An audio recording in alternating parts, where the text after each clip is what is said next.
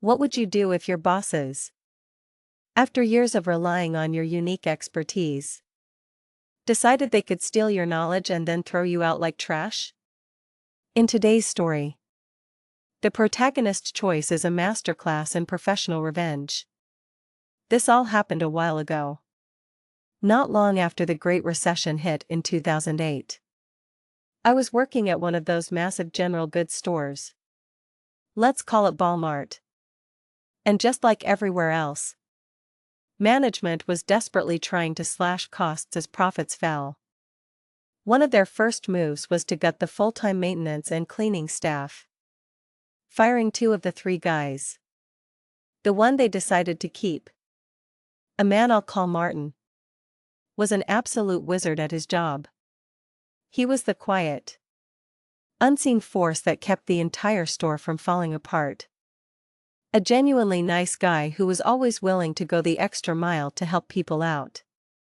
For 6 agonizing months, management clung to the fantasy that a one-man maintenance crew could work.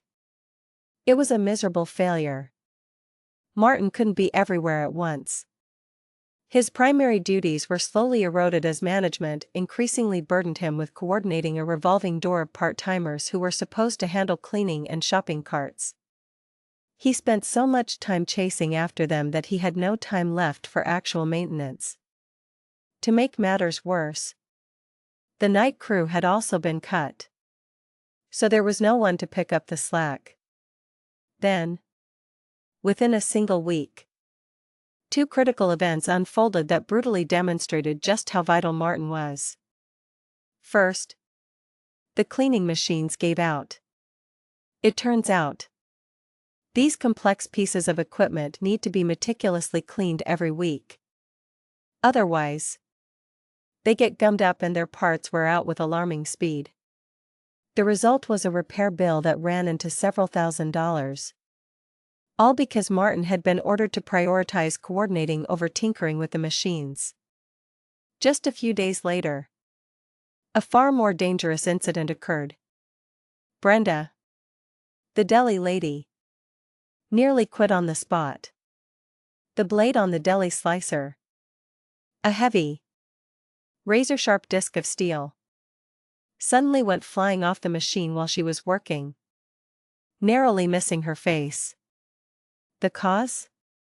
A single loose bolt.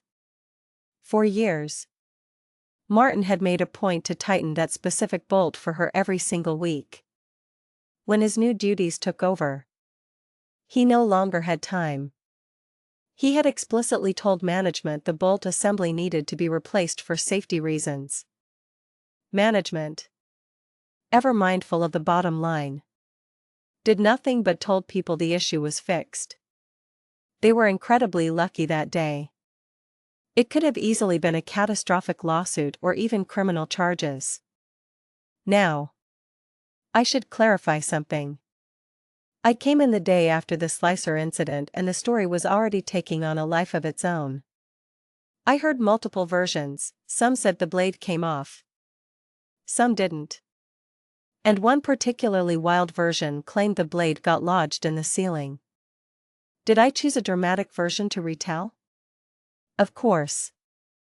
As many have pointed out, deli slicers are designed with safety features to prevent that. And they're probably right. But the core of the event was true, the machine malfunctioned. And Brenda was terrified. This chain of disasters finally forced management to sit down with Martin. They asked him why things were suddenly falling apart. He didn't mince words. He told them point blank that he needed time to do his actual maintenance work and that someone else needed to manage the lazy part-timers. Management's response was pure condescension. They called his explanation BS, insisting that maintenance should be simple and quick. That was the breaking point. It was a direct insult to his professionalism. And Martin got angry. He reached into his back pocket and pulled out a worn, grease-stained notebook. He opened it, revealing page after page filled with 15 years of accumulated knowledge. There were intricate charts, detailed schedules, And hand-drawn diagrams, a complete manual on how to keep that specific store running. He had a list of over 100 items he checked on a weekly or monthly basis. He explained how many of the store's machines were partially broken and required a specific wiggle or workaround to function. Things only he knew. For years, management had been perfectly happy to let him use these clever fixes instead of spending thousands on new equipment. This was a practice that started right after the recession. Before that, they would replace things without a second thought. He also did countless tasks he shouldn't have had to, like calibrating equipment for other departments, simply because he was a nice guy who liked to help. He spent a good half hour laying out the sheer volume of his work. And I suspect it was the first time any of them had a clue how much he actually did. He admitted to me later that a few swear words might have slipped out. He was just that pissed off. This is the moment that reveals management's greatest fatal flaw, their blinding arrogance. They looked at Martin's book not as proof of his value, but as a corporate asset they could seize. When he finished, he put the notebook back in his pocket. He then made a final, good faith offer. He would take a week to formally write up everything he knew, creating a comprehensive guide so that management would have documented proof to justify maintenance costs to their own superiors. The managers in the room just stared at each other. They asked him to leave so they could discuss it privately. Martin told me years later, when I ran into him and we had lunch, that he had a sudden, powerful premonition as he walked out of that office. He knew exactly what they were planning. He didn't hesitate.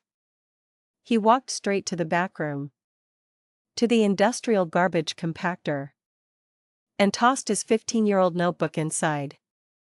For good measure. He then made a round of the entire store, emptying every single trash can he could find and throwing those bags into the compactor too, burying his life's work under a mountain of refuse. He was fine with it. Every last detail was still perfectly preserved in his head. A few minutes later, they called him back into the office. The tone had shifted. They informed him that due to the level of insubordination he had shown, they could no longer employ him. They told him he would be escorted from the building by security as soon as he surrendered his badge, his box cutter, and his notebook, treating him like a common criminal. He calmly handed over the badge and the cutter. Then they asked for the notebook. I threw it in the compactor, he said plainly. Their eyes went wide. They asked him why.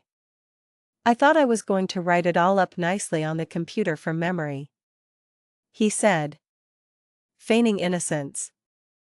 I figured I was done with the old one. A wave of panic washed over the managers' faces. Their plan was now clear. They had fully intended to take his book, fire him, and then hand over his 15 years of knowledge to a less insubordinate and cheaper part-timer. Now they couldn't.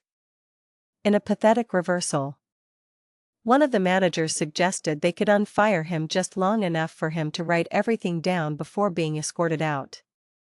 How generous. Martin just laughed.